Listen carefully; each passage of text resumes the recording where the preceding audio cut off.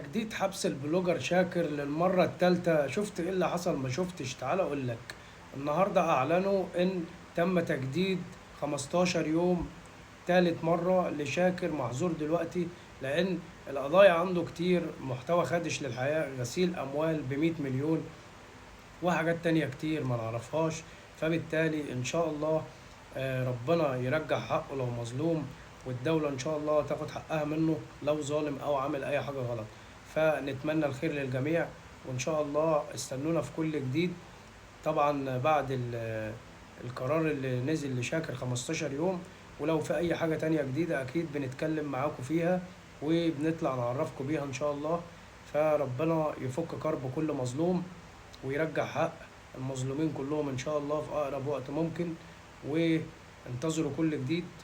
وتاني، اللي مش عامل لي متابعة يعمل متابعة، واهم حاجة اللايك والشير والكومنت، وتصلوا على النبي في الكومنتات كتير. وشكرا.